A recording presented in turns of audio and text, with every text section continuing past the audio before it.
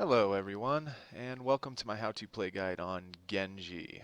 So there's a couple of neat tricks with Genji that I hope to teach you by the time we're finished here. The first thing I can say about Genji is don't panic. Just don't panic. There's a lot going on when playing Genji, and your adrenaline starts to get going, you die a couple of times, and next thing you know you can't hit anything. So the most important thing when playing Genji is just don't panic. He has arguably the best mobility in the game, so make sure to use that to your advantage. He has a good move set. He has a quick strike, which will dash forward and do a good amount of damage, great for finishing people off. And when you do that, it will reset its cooldown. And then he has a deflect for a couple of seconds. He'll send back any projectiles heading his way. Doesn't matter how many, as long as they're in front of him. Anybody can still get you from behind. And then, of course, his straight attack, where you shoot 3 ninja stars forward. And then he has like a fan attack, where you shoot the same 3 ninja stars, but it's in like a cone pattern.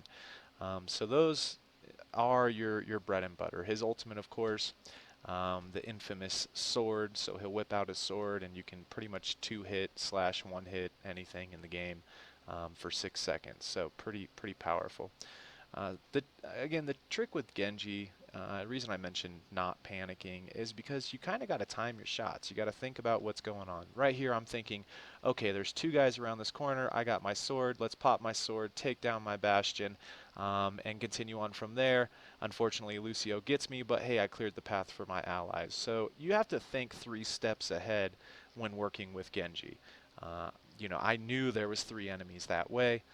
I knew I had my sword up. I knew I had to pop that corner and get to him, and in doing so, cleared the path for my team. So that's really important. Really important thing to remember is just don't panic.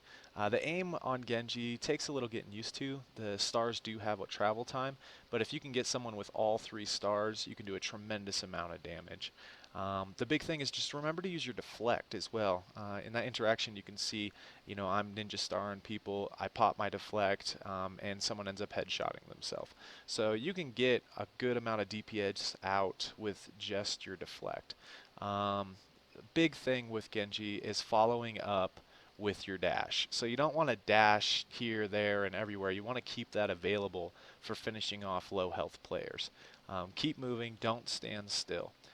Very important. If you stand still, you're probably going to die, right? So here, I know she's coming. I used my deflect.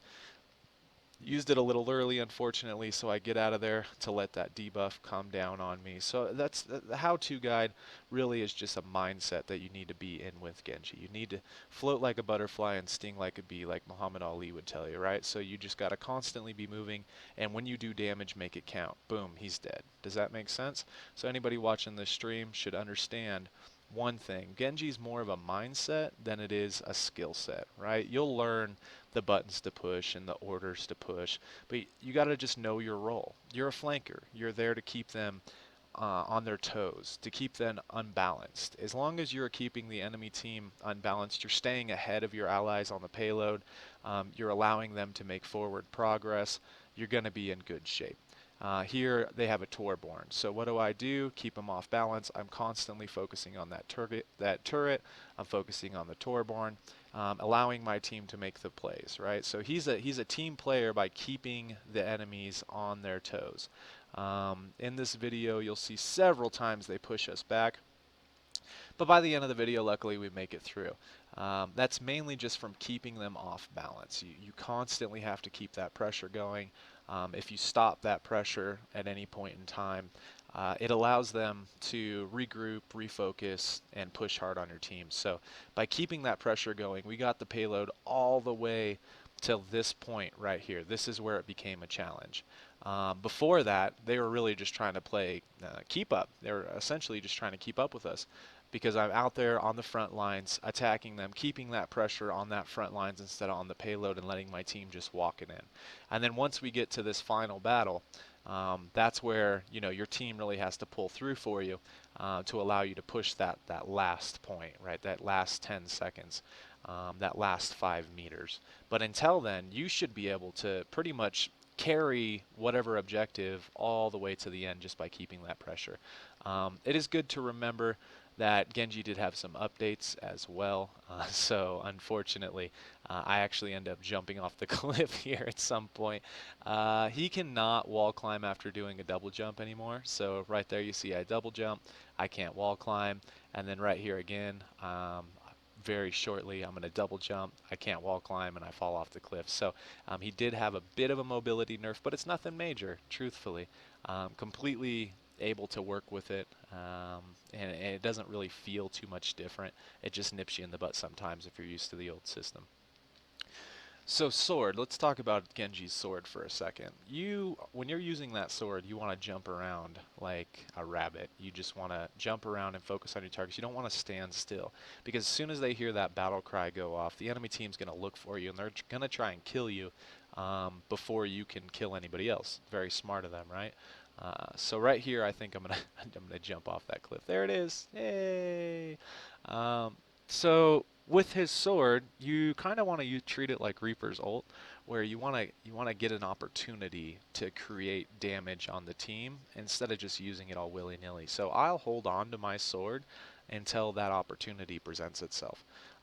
Once that opportunity presents itself, then I'll pop sword, then I'll make the play and go, because I want to have my sword available for when that opportunity happens. I don't want to use it and then be like, oh man, they're all grouped together.